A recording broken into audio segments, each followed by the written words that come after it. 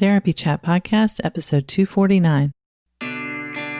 This is the Therapy Chat Podcast with Laura Reagan, LCSW-C.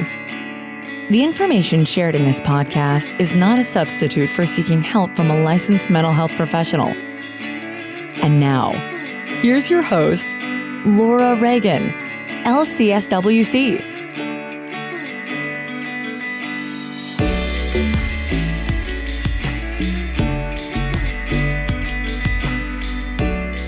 Today's episode is sponsored by Therapy Notes. Between writing notes, filing insurance claims, and scheduling with clients, it can be hard to stay organized. That's why I recommend Therapy Notes. Their easy-to-use platform lets you manage your practice securely and efficiently. Visit therapynotes.com to get 2 free months of Therapy Notes today. Just use the promo code TherapyChat when you sign up for a free trial at therapynotes.com. Hi, welcome back to Therapy Chat. I'm your host, Laura Reagan, here with you again to bring you what I hope will be a thought-provoking episode. This week, I am bringing you an interview I did pre-pandemic, which probably is, in a way, could have been predictive of what was to come or what we can experience from what is happening now, meaning both the pandemic, the COVID-19 pandemic that's affecting people worldwide, but also in the U.S. and around the world, there's unrest and people are speaking out against injustice and saying that this is time to really make change. So what I talked about with my guest today, Dr. Suzy Ross, is the process of transformation that comes through adversity. And she breaks it down in detail, how this process happens, and tells you about the work she does. And her book is about transformation as well. My guest today, Dr. Suzy Ross, is the coordinator of recreation therapy at San Jose State University, and her primary research examines the underlying archetypal pattern of personal transformation, which is the subject of her book, The Map to Wholeness, Real-Life Stories of Crisis, Change, and Reinvention. Dr. Ross has numerous published articles in peer-reviewed journals and has spoken to participants attending local, state, national, and international conferences. As a consultant, she provides support to healthcare agencies and to individuals in private practice. And as a recreational therapist, she specializes in the treatment of women survivors of sexual trauma, post-traumatic stress, and she does adventure therapy. In partnership with indigenous elders, Dr. Ross leads study abroad to ancient Peruvian Inka sites for the recovery of indigenous wisdom through sacred play. Suzy lives close to the ocean and loves to be immersed in nature. And I think you will find this conversation very interesting. I know I did. So let's just dive right in and listen to my interview with Dr. Suzy Ross. Hi, welcome back to Therapy Chat. Today, I am very excited to be bringing you an interview with someone who has done a lot of writing and research on transformation. My guest today is Dr. Suzy Ross. Suzy, thank you for being on Therapy Chat today. Hi there. Thank you for having me. You're so welcome. So you are the author of the new book, The Map to Wholeness, and you're a professor at San Jose State University in the Recreation Therapy Department. And I am really interested to kind of get into talking with you about how we're transformed by our challenging experiences. But before we even start, let's just, if you will, take a moment to introduce yourself to our audience and tell them a little about your work. Sounds great. Well, I've been a professor now for 20 years. And prior to that, I was a clinician. By trade, I'm a recreation therapist, and now I teach recreation therapy. And my specialization as a therapist was in mental health, because recreation therapy, is in many different types of agencies and services. And so we can be in physical medicine and rehab, we can be in mental health, we can be in forensics, we can be in skilled nursing, in city park and rec, wilderness therapy, therapeutic camps. So recreation therapy is so many different places, pediatrics. And, but my particular specialty was, or is in mental health, and in particular working with survivors of trauma. And in my master's degree, I worked with women survivors of sexual trauma. And my interest in helping them from a recreation therapy perspective was adventure therapy. And so my research was looking at the outcomes of adventure therapy intensive program, a 3-day program, and looking at the outcomes in relation to personal empowerment. And ooh, I love that. Oh my gosh, I want to read your dissertation, and I never say that. For real. It was a really neat study. And, I went into adventure, towards adventure therapy and recreation therapy in particular. One, because I just really like experiential modalities, something that's holistic, body, mind, spirit. I find it to be really potent and getting right to the heart of things, and also allowing shifts to happen. I feel it's just there's an immediacy to when we play in particular. When we start playing, it's difficult to lie, when you're playing, because you're enjoying yourself, you're engaged in the experience. And so the body and the being, reveals truth. And I really like that aspect of it. But also, for example, when I worked with the women and also later veterans with PTSD, for example, if you climb in a ropes course type of situation, if you climb up a pole and you have all this apparatus, like climbing apparatus around your waist, and you climb up the pole and you get to the top of the pole, and it looks just like a telephone pole, and you're held in rope so that you're entirely safe, but it doesn't feel like it. And you stand up on the top of that pole. That alone is such a feat. And then the next opportunity is to leap off of that pole towards the trapeze. And of course, the trapeze is just a little bit too far to reach for most people. So you're just diving off into the air. And that's such an exhilarating experience. It's so deeply visceral and requires so much of digging deep inside yourself to do what your whole body, mind, spirit doesn't want to do and is scared to death. And it creates such a lived experience of transcending fear and doing something you don't believe you can really do. And then sort of it's in a safe atmosphere and with a bunch of people cheering you on and that kind of thing. And that sort of experience is, I was just at that time really intrigued with transformation, because in those moments, they kind of stay with you forever for most people. There's a whole build up to something like that. But so that was part of how I had always been interested in transformation in the context of trauma recovery and facilitating transformative experiences. And so that was really fun. But just to give your listeners a little bit of an idea of what is recreation therapy, I like to say recreation therapists use play as medicine. So anything that you would consider play that you would do for fun, whether it's during work or after work or anytime, is anything you could consider you're doing it for your choice and for fun. And so dance, movement, tai chi, rock climbing, skiing, reading, swimming, walking, listening to music, gardening, climbing trees, all those kinds of things can be used towards a specific therapeutic intent. And so that's in essence what we do. And find it very, very fun. Yeah, it's really fun.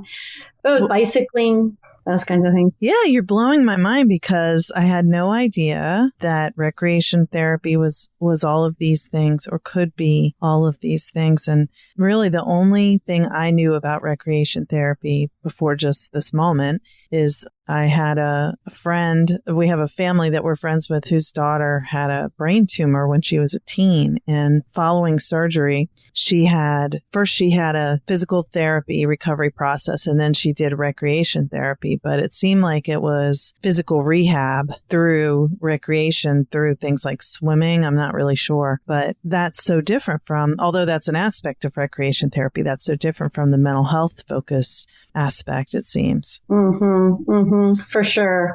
I mean, yeah, it's much more physical functional in the physical medicine, where we might use board games type of thing to rehab, but we also might do outings where we're taking people out into the community and helping the individual adjust to what is it like to recreate and play in my community now that my body's changed or my mind's changed type of thing. And how can I still have an enjoyable leisure life, even though I've got this temporary or permanent condition. Yeah. Well, I will tell you that, because you might like this, that the child I was talking about who had the recreation therapy is now in school to become a recreation therapist herself. Wow, that's really great. Yeah. That actually happens. I wouldn't say a lot, but there's a way that there's a story that this gentleman who's a lobbyist in Washington, D.C. for our national organization for rec therapy,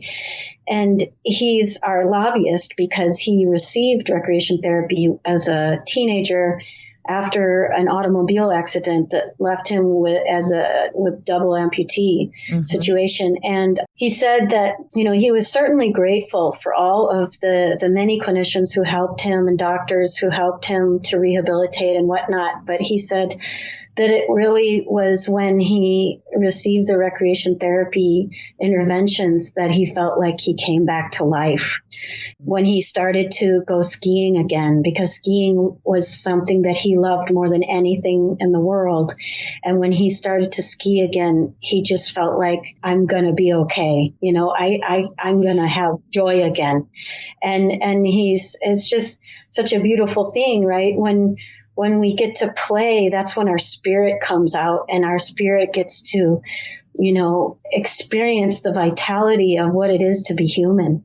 And to experience joy and relatedness in that joy, and to feel our aliveness and our happiness in our whole body, and the freedom that play brings to our being. Its essence is freedom. And so, so it's just a really beautiful thing, I think, that we as rec therapists bring to our communities and individuals, is this delicate and I think very feminine phenomena of humanity that is so often overlooked and even viewed as unimportant than these other things in life. And yet, how long can you go in your week without play? We must have it. How long can we go in a day without some sort of relief of a leisure moment, leisure experiences? So anyway, that's my whole little, I could talk about this for hours, right? But I'll say that part of recreation therapy that led me towards the transformation more specifically, it was well over a decade ago, the university gave us opportunity to lead study abroad, these short-term study abroads. It was like get paid to go abroad, and have no-brainer. and get paid, and your way is paid, just take a bunch of college students with you. And that, for some people that would be work. But for me, I was like, oh yeah, that sounds real fun. So I led students for a number of years first to Costa Rica and then to Peru. And then my dissertation work took the best, so I couldn't do it anymore. But what I facilitated it as is transformative travel. So what I wanted was to facilitate the travel basically as recreation therapy, so that the students would essentially be going. The travel purpose was to heal and transform. And so the whole every step of the travel experience was designed to be towards that end. And so it was really, of course, transformative for the students, by and large. And at the same time, I was doing my doctoral dissertation and needing to figure out what is my life work, what is going to be my doctoral question that I pursue for many years. And it became very quickly evident that what I wanted more than anything, and what was also my purpose in this earth, was to be able to study transformation and understand it more archetypally. And so as a sidestep, Elizabeth Kubler-Ross, I happen to have the same last name as her, but I'm also a huge fan of Elizabeth Kubler-Ross. And I was sitting in my redwood circle in my front yard, kind of yard. It's like a circle. It was a circle. I was reading an obituary little thing of Elizabeth Kubler-Ross, and the guy who wrote the article, he said Elizabeth Kubler-Ross gave us 5 words. And with those 5 words, she's made such a big, so simple, but so complex. And she gave us so much, so many people all over the world. She gave light to something that is dark and scary and painful. And that was so really life-changing for me to read those words. And I just thought, that is powerful. To discern something that is archetypal, an invisible pattern that regardless of whether or not her pattern is still perfectly valid or not, to me doesn't matter, is that she was a pioneer in revealing an invisible pattern. I was just, wow, that's what I want to do, and I want my research to, I was like, that's what I want to do. And then, lo and behold, when I was actually figuring out what is my question, and I did figure out what is my research question, I did not have Elizabeth Kubler-Ross in mind. I did not have her in my consciousness. I did not, it's not like I said, okay, now how do I do that? It was more a speed fast forward.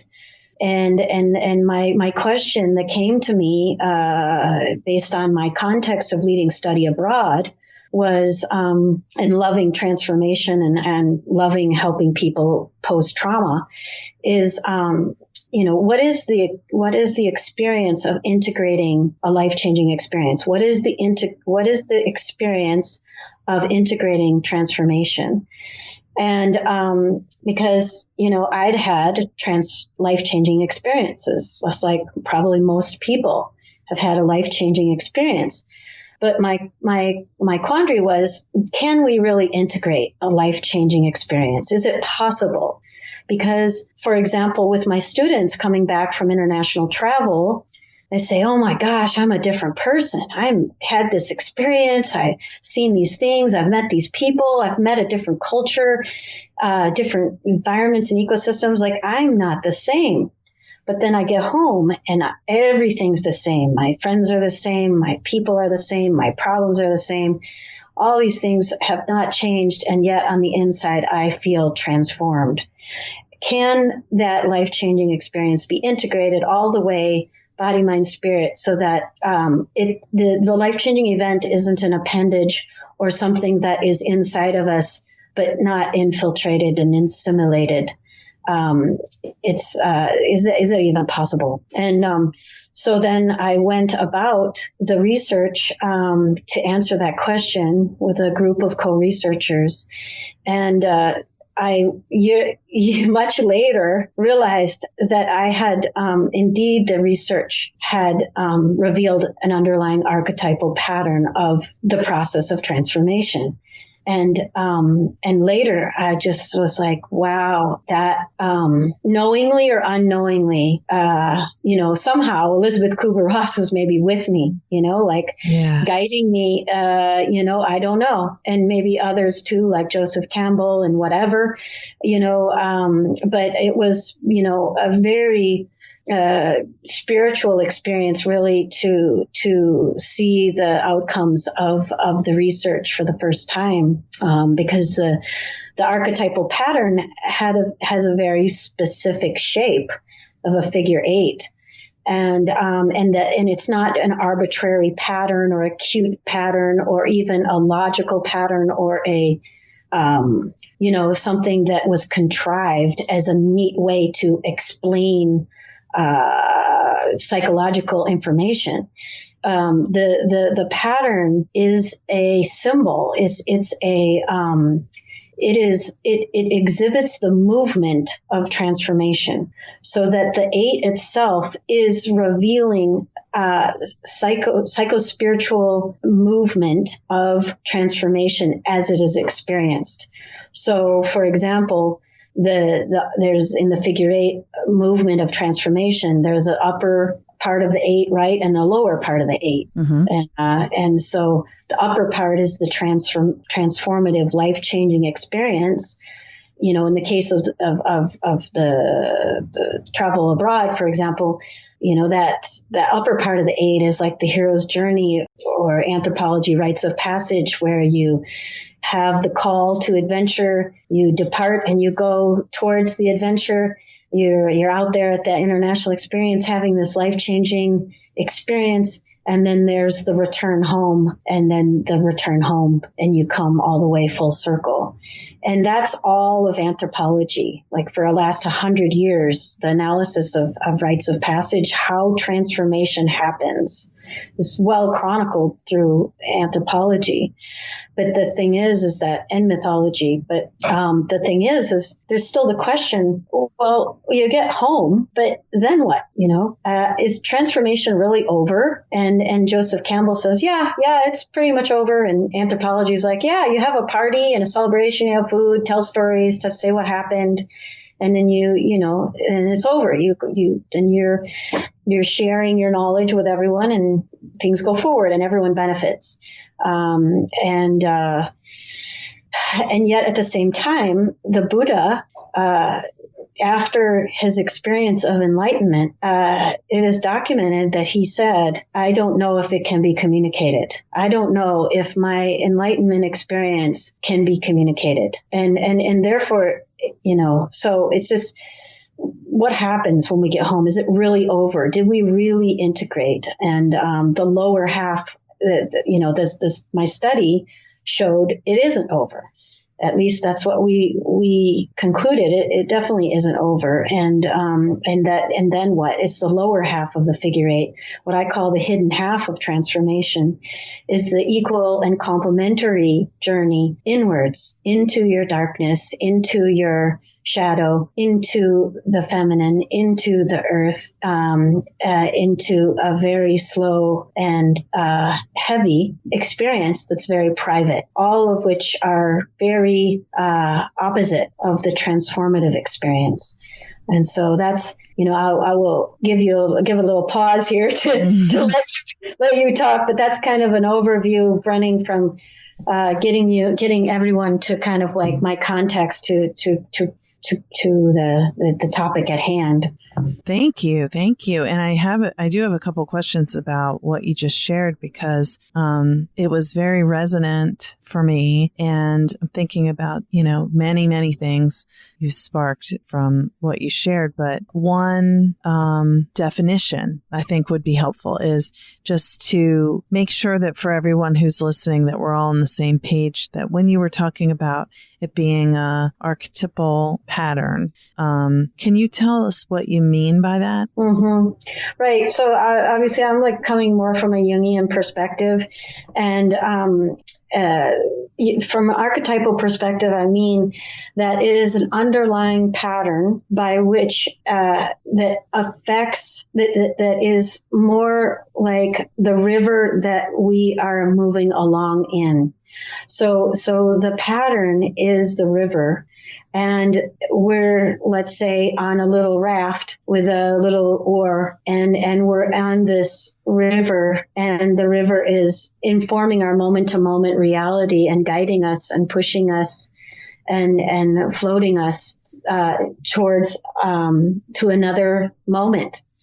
And so the archetypal pattern, the archetype is something that is informs our moment to moment experience very fundamentally. And so there are commonalities then that humans experience when they are engaged and connected to, i.e., in a river of a pattern. And that by let's see here, I lost my thought here. I'm trying to like weave a little bit of that metaphor in there. But the archetypal. I know what I want to say is that even though there's similarities. So, for example, in this figure 8, there's 13 phases. And so 4 in the top part of the figure 8 and 9 in the lower half, for a total of 13 phases in this pattern. So, and they're overlapping and that kind of thing. But they're cumulative in that you bring with you the learning experiences, whatever, from each phase as you move through the phases. But your own individual experience of each phase is unique to you, similar to, the archetypal pattern of Elizabeth Kubler-Ross. What in others is that, my phase 1, what happens in my phase 1 is different than your phase 1, but there's all similar characteristics that we all share going through each one of the phases. So, the first phase is the seed phase, where that begins in your unconscious, that transformation begins in our unconscious. As Carl Jung says, all things arise from below, not from above. And we're arising out of the unconscious. There's a readiness in our entire being to transform, to become an entirely different human being. And that trajectory is, according to what I've seen so far, a really long trajectory, as long as 15 or 20 years to become a totally different human being, have a totally different life, oftentimes different relationships, and that kind of thing. And it's all coming out of seed 1. But what happens to you in that seed is, going to be different than among various people. So I hope that gives a little bit of an idea of what am I talking about with archetype? Yeah.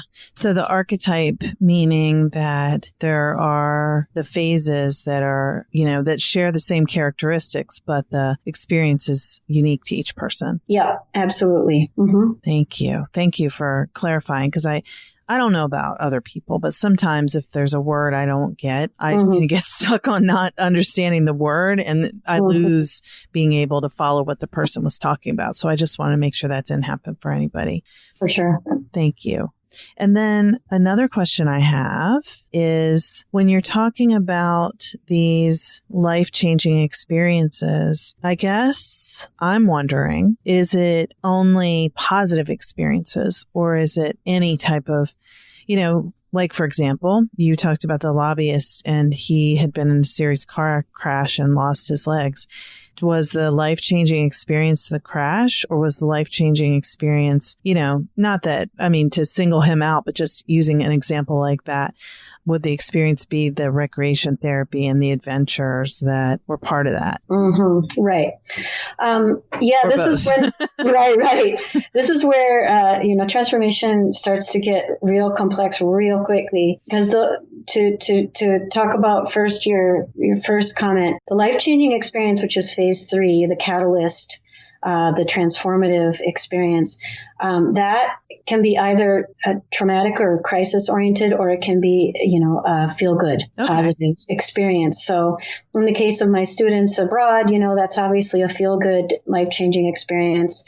Whereas, of course, transformation happens through trauma and that type of thing, and, in the case of trauma, there's a shattering of the psyche. And then in the case of a feel good, life changing experience, there's an expanding of the psyche. So, that's very marked, and it's usually, that phase stands out. When was the last life changing experience, that you had?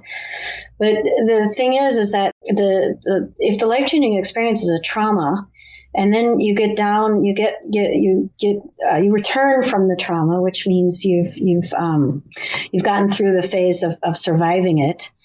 You've gotten through surviving it. You go into the lower part of the transformation process. You get down to phase 8, which is dismemberment. And dismemberment is the dissolution of the previous identity. And so, because transformation is essentially a change in identity, right? A change of the self, the fundamental structures of the self. And so that, the old has to dissolve, i.e. die, the ego death or dark night of the soul, before, there can be birth and the rebuilding of the new self. And so phase 8 is the critical, of course, the life-changing experience is key to transformation, but then the other equal opposite key is dismemberment, because without dismemberment, you don't have transformation. So you can have this wonderful life-changing experience, but if you don't dismember, you don't transform. The same as if you have a traumatic experience and you don't go through dismemberment, you don't integrate the trauma. And then you got all these people who haven't integrated their trauma, and it's because they haven't been through dismemberment. And this dismemberment is what causes transformation to be permanent. So now to get a little bit more like an example, a brief example is, my previous neighbor where I used to live was a Navy SEAL. And he was really clear that being a Navy SEAL was, had many traumas. And so being a Navy SEAL was definitely catalytic transformation through trauma. When, after returning home, he went into dismemberment when his wife left him.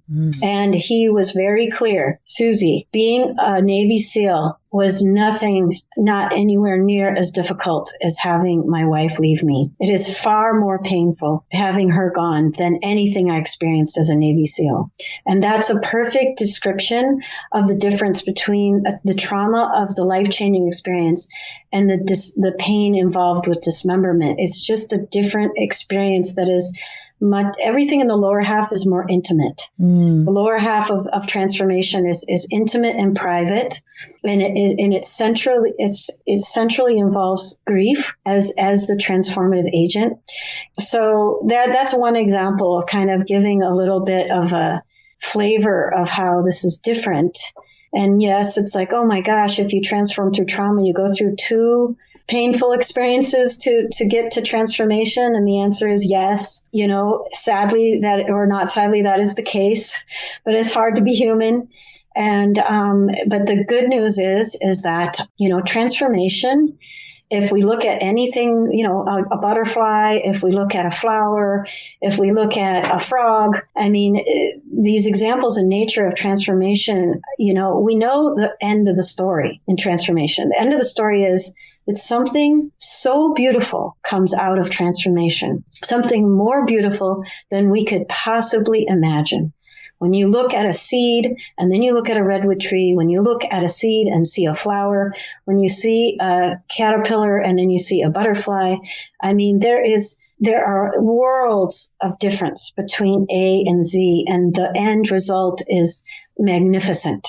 And so if we can just go through the process of transformation and recognize these phases by looking backwards in our life, if we've already gone through a full transformation, we can start to easily see, oh yeah, that's why that happened 10 years ago. And that's what I was going through 8 years ago. And that's what I was going through 15 years ago. How about that? And you can start to see, oh my goodness gracious, I'm almost there. No wonder I feel so much better. No wonder this is happening in my life. No wonder that, I have the money I need to do what I love now, and the people around me to support me, because I've almost transformed, and look at me now.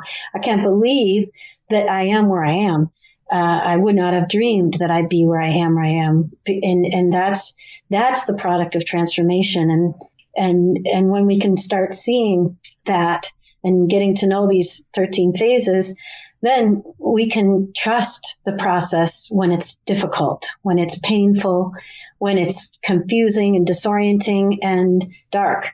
We can say, okay, I trust that I'm transforming and that this is legit. and if I just keep moving and keep feeling my feelings every now and then, that I'm actually going to transform and it's going to be a new day.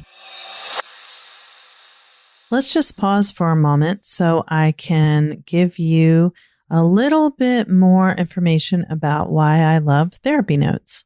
I switched to therapy notes a few years ago. I'd say it's about 3 years now, I believe. And I have never regretted it. I was very happy with the EHR I used before, but therapy notes is more intuitive. I love the interface. The customer service is fantastic. And I love how I can get my notes done quickly because I can customize the template that I use for my notes. And there are opportunities to put check marks rather than having to write out the intervention used. So I have cut my time spent writing notes way down, which is wonderful because I like to focus on seeing clients. I know documentation is an important part of our work, but it can also be time consuming. And that is why I love using therapy notes.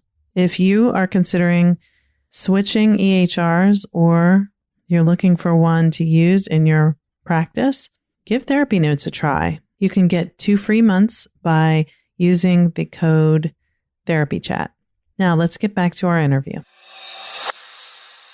Wow. Yeah, that's so inspiring. And I see that. I've experienced it in my own life, though. I would say that I don't think I've been as conscious of the process as the way you're describing it. So I don't know if I've gone through all of the phases, but I think it's kind of a comforting thing to hold on to know that your worst experiences can bring your most beautiful experiences and your most beautiful expression of life. When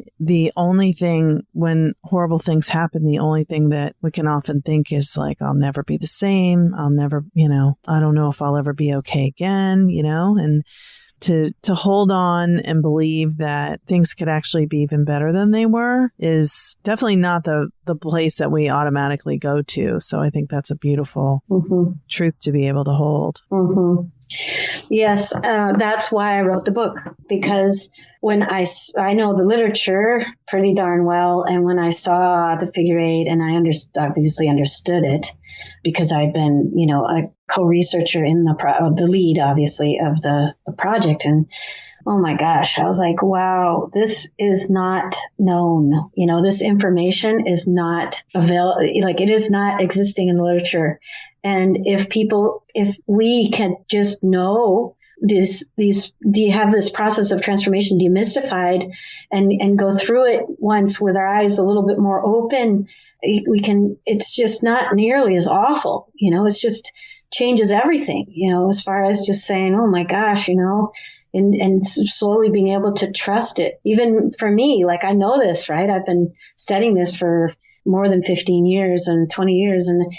And even for me in my own daily life, in my own, problems and pain that I have things that happen that are painful. And I know this. I'm like, okay, I know where I am in the process. I know this is normal. I know I'm supposed to be having this type of experience and feeling, but oh my gosh, can it just be over? Can I just get to the next phase that I'm going to start feeling better? But I at least I have the comfort that I feel that this knowledge is valid and that I could trust it. And then I can trust that what's happening to me, it too shall pass. Yeah. I mean, that's it. It's like hearing, when you're going through something like that, hearing someone say, this too shall pass, you're like, I hope so. Like, really? But when you've experienced it yourself and then next time you're going through hard things, okay, this is part of the process. I think that itself can be just so comforting. Mm-hmm. Mm-hmm. Yep. So I wanted to see, and I'm not sure if this is what you want to do, so I just ask you, do you want to tell our listeners all of the 13 phases and describe them, or is that more just something that you would want them to get the book so they can understand? Sure. Yeah, I love to share the 13 phases. And what I would say is, as a premise, is that I really wanted to write this book not as a textbook, not as a scholarly book, or as a clinical book per se. But I really wanted to write the book for a general audience, so that it could be of help to others. And so, through the help of many people and the guidance of many, the like 75 or 80% of the book, I would say 75%, is two people's stories. So what I do is I interviewed two people over the course of about 6 years, and I got to know every nanosecond of their life that transpired across about a 15 to 20 year period. And I chronicle their transformation from beginning to end through all the 13 phases. So I take the reader through each of the 13 phases in their voice. So much of each chapter then is them recalling what happened to them during that time period. Like literally, what did they feel? What did they think? What was happening in their life? How did they react? And all these things in a very sort of vulnerable, transparent way. And then in between their quotes, I do little descriptions like, okay, what Kenny just said is, that's how this connects to the phase 2. And, so I weave in my own words to like make sense. How does what they just say, what they just said about their life, how is that emblematic of that particular phase? How does that exemplify and show, like reveal that phase as it's unfolding in their life? And so that's kind of how the book goes, which is, I think, really, really fun, because it's then it's not me going, and then this is what happens next, like it's someone else, So anyway, I think that's fun, and it's Kenny and Radha, the two individuals. There are other little story vignettes that I weave throughout the thing, but it's Kenny and Radha for the most part. So that said, I'll take us quickly through the 13 phases. The first phase is seed, like I said, and that's like the call to adventure. Joseph Campbell calls to adventure, coming out from the unconscious, readiness to transform, spurring us towards some sort of action, typically unconsciously, of course. And then phase 2 is departure, where you leave ordinary life, knowingly or unknowingly, and this is more like just psycho-spiritually, you're leaving ordinary life. You're still doing more than likely, you're still, living your life just as usual. May or may not, unless you're like, I'm going to go to Africa to go find my roots, then you've like actually departed, or, there's different ways you might depart. Like, I'm going to change my life. I'm going to go back to college. And you start, going back to college, you've departed. The life-changing experience is phase 3, like I said before, catalyst, peak, or trauma. And that, can be an event, or it can be a series of events. It could happen over the period of months or years if you're deployed in Afghanistan. Then there's the return, and the return is when you know that you're headed back, and or the catalyst is essentially over, and you're like off gassing from the pivotal experience. Then you return home, which is at the center of the figure 8, into displacement. Displacement is a brief phase.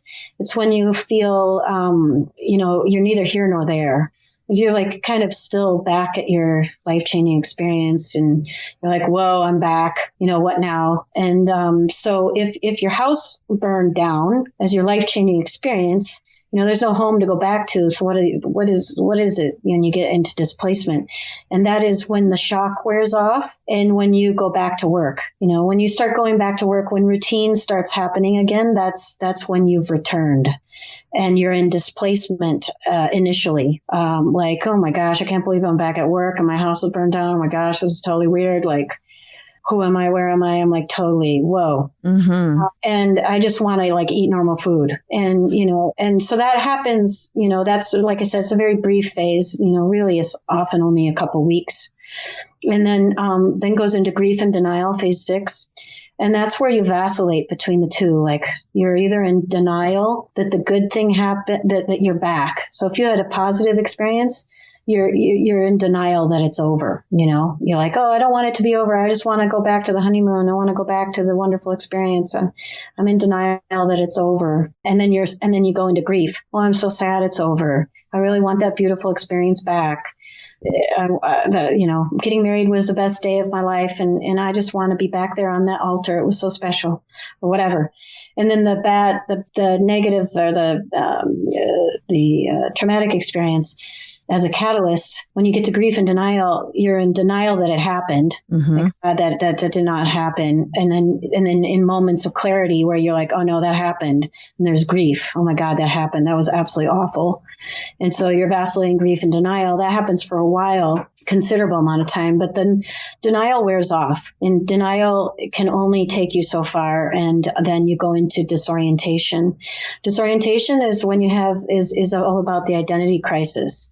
When you no longer have the cloak of denial to protect you, you have to face yourself. Who am I now that I have had this life-changing experience? What the heck? I don't even know who I am anymore. Like, I think I'm this, but I don't know if I'm that. And, what do I want out of life now that I've had this experience? I know maybe I have a dream, but how the heck am I supposed to get to that dream? It seems impossible. There's no way I can get it. That's just a pipe dream. And it's just really hard to be in disorientation. You're confused. You have ideas about how you want to be a healthier, happier person, and you try to do it, but then your old ways kick in, and then you have relapse, and you're just like, oh man, I'm a disaster. And then if you have enough ego strength and ego maturity, you'll go into dismemberment, which is phase 8, the dark night of the soul. Most of your listeners will know what I'm talking about with that. And, it's when that's the dissolution of the previous self, of the outdated self. And oftentimes where you lose everything that is dear to you, it's a lot of grief. You lose control of key aspects of your life and or body, or key, so you lose your job, or you lose a partner, or you lose a house, or you lose your job, or you lose something pretty significant. So that, your health, and that causes the dissolution. And then you go into phase 9 after that. So dismemberment can be a couple years. Disorientation can be a couple years. Surrender healing, a couple years. And surrender is, you have a surrender experience that allows you that the circumstances cause you to have no choice but to enact a new pattern, a healthier pattern, and to end an outdated pattern. And the circumstances the stakes are such that you pretty much have no choice but to do the thing that causes you to squirm, and that you would do anything to avoid.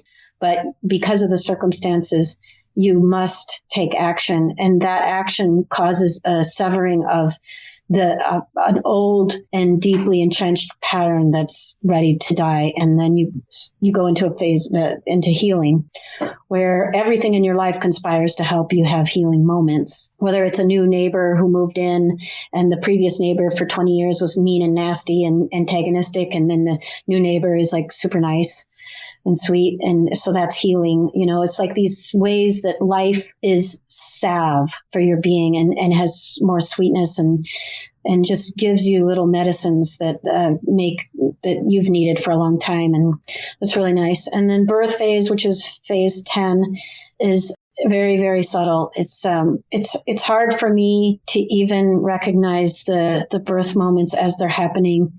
And it's when the new you emerges for the first time, I would say in 3-dimensional form.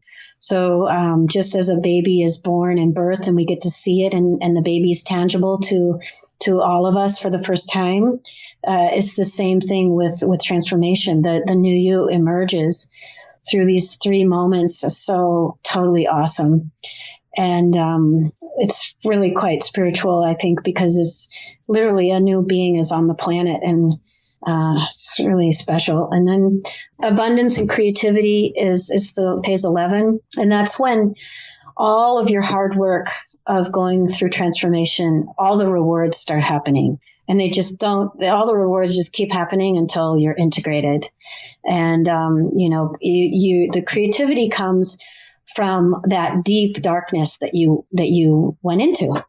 And the new you, the new structure that is emerging is designed to share the gifts that it brings. So, and then the life brings there are circumstances in your life that are perfectly conspiring and emerging so that you can share your gifts. And it's like a magnet, you're just emerging out of the darkness, and you love more than anything in the world to help your community and to create a special program for the kids in your community. And you've wanted to do that forever, but you were, busy doing this and that. And all of a sudden a shift happens in your work, and now you have more time. And then you to do this thing that you've always wanted to do. And then you meet two people that are like, got just the right complementary skills, and they want to do what you want to do, and they want to partner and help you.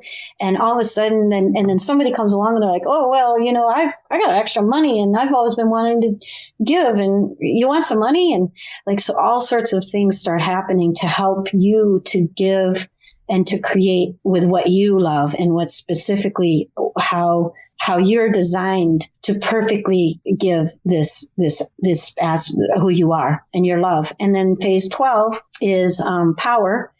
And that life slows down a little bit. Phase 11, abundance, creativity, is very busy.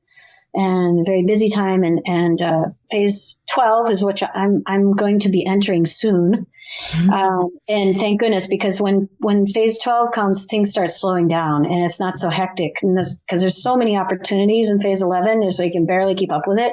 Phase 12 is things start slowing down, you start getting at a nice pace, you know what you're doing, you got your stuff down, you're established, people know you for what you're great at, you love what you're doing.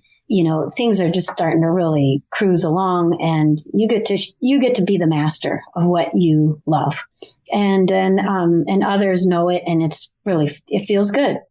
And then, phase 13, which is the final phase, which is integration, where you've integrated the life-changing experience into your body, mind, spirit.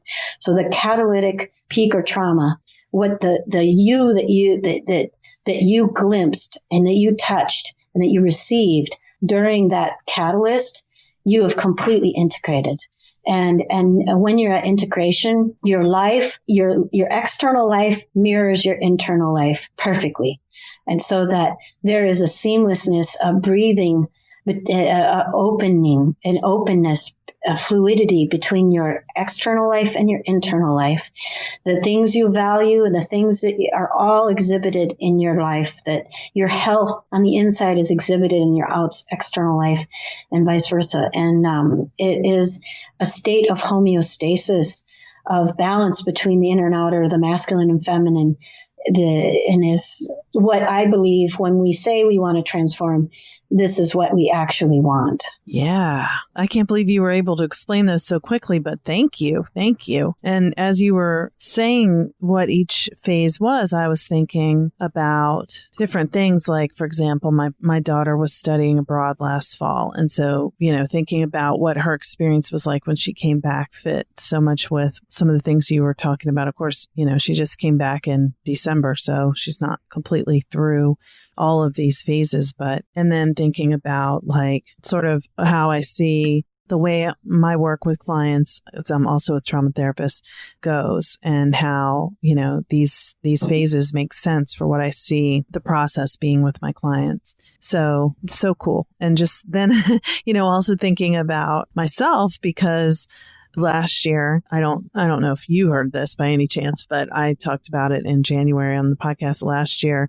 I had a family member, one of my parents was very ill and almost died, but then they didn't die. And that was a transformational experience for me while it was happening and afterwards. And I'm still very much in the thick of that. So it was sort of reassuring just to think about this process and where I am. And it's like, oh, okay, this makes sense. Because, our culture says, your parent almost died. They didn't die. So now everything's fine. Go back to normal. And it's like, well, I wish I could, but it doesn't feel normal. Things don't seem normal. So gives me a little more empathy for my own, like where I am as that process is moving through my life. So I really appreciate this. This is really, really, really interesting.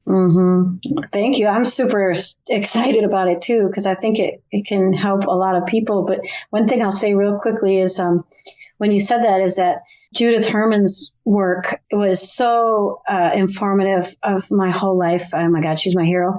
And one of the things that I believe it was she that I learned from her, is just how the moment that we have a trauma, it's just, there's a separation. As soon as that happens, you become separated from yourself from others. There's a distinct separateness that is fundamentally informs your moment to moment reality. And that separateness, if we look at that at the figure 8, that happens all the way from the phase 3 all the way to phase 10. So from the top of the 8 to the bottom of the 8. So that's half of transformation where we're separated, where we have a sense of like, this is my new normal, but oh my God, like I'm not, like this isn't normal. You know, that whole, like you were just talking about the separateness, like I can't go back to normal life, you know? So that language is talking about the experience of being separated. Yeah. And there's this, it's such an awful, strange, disorienting feeling to have this disconnectedness from self, from others, self to self, but then self to others. And in phase 10, that's when you re-enter the world, you know? And so when when you're working with clients or when you're looking at yourself, you will feel different. You won't feel that forever. You'll only feel that till phase 10. And phase 10, then you're going to re-enter into the world as a new person, no longer separate. You will reconnect. And you're reconnecting to others, and you're reconnecting to like, I don't want to say self, but it's where the self that was separated became joined. Yeah. Well, that, I love Judith Herman's work too. And Trauma and Recovery is definitely a seminal book for anybody who's doing trauma therapy work or anybody who wants to understand more about trauma. But what you said about that separateness, that feels so true. If people are interested in learning, if your listeners are interested in learning more, there's obviously, I wrote the book and spent the decade of my life trying to write that thing, so that people read it. So I really do hope people read it. But the other resource I have is my website, and I have a quiz anyone can take that's on the website, where you can learn what phase are you in. Hopefully the little quiz is an effective tool that when you respond to the 35 questions, that hopefully at the end, the phase that is accurate, that says, okay, we think you're in this phase. And then you can go to the page on my webpage that's dedicated to that phase and read more about the phase. There's a poem that personifies the phase. Oh my gosh, I love this. Yes. Well, I'm a recreational therapist, so I got to make it playful, So, but my favorite part is the little video. And so there's a video on each phase. It's only like 4 minutes and 3 to 4 minutes each. But what I did was to very carefully select artwork that is emblematic of the phase, so that the artwork speaks thousands of words about what it's like to be in that phase. And so then I have an overlay of my voice as I'm showing you these different images and explaining how the image can tell you about that phase. And the images are just, oh my gosh, you look at the image and you're like, oh my gosh, that's how I feel. And it's really, really so exciting. So I just hope that people use the resources on that page, those pages, to be of help to clients and themselves. Oh my gosh, that's so beautiful. And yes, and I have your book, and people should get your book. But your website sounds like a really beautiful way for people to learn more and make them want to read the whole book, I want to go check out where I am now that we talked about this.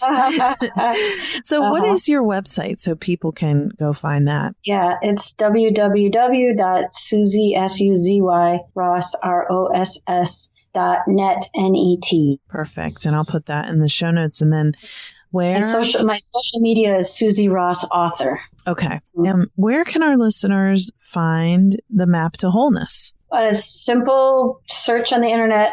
If you say the map to wholeness, you should get a number of portals to buy it electronically. Amazon, Barnes and Noble, and Penguin Publishing, Target. Those are the main booksellers these days, and I think. And the other thing is an audiobook will be coming out eventually. Ooh, yay. Yeah, which is really fun. Very cool.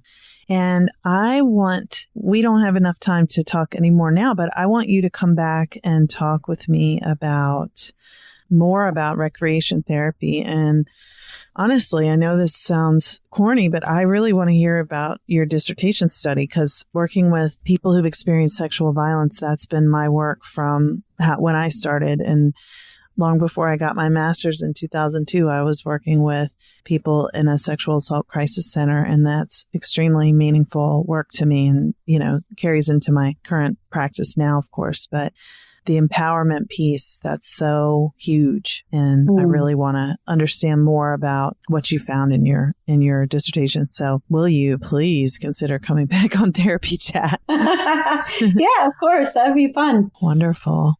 Well, Suzy, thank you so much for being my guest today. I really, really enjoyed our conversation. Likewise. So happy you're having me. And thank you for all that you do. I was looking at your website and I was like, oh my goodness, what a wonderful servant to our community and our lives. I'm so grateful for all you do. So thank you. Oh my gosh. Thank you. Today's episode is sponsored by Therapy Notes.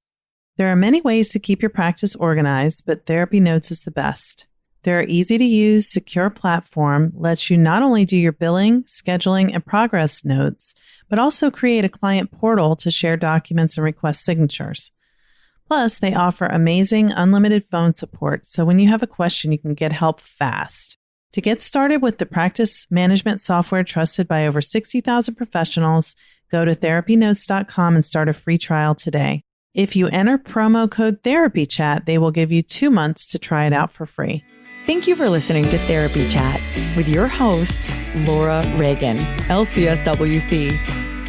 For more information, please visit therapychatpodcast.com.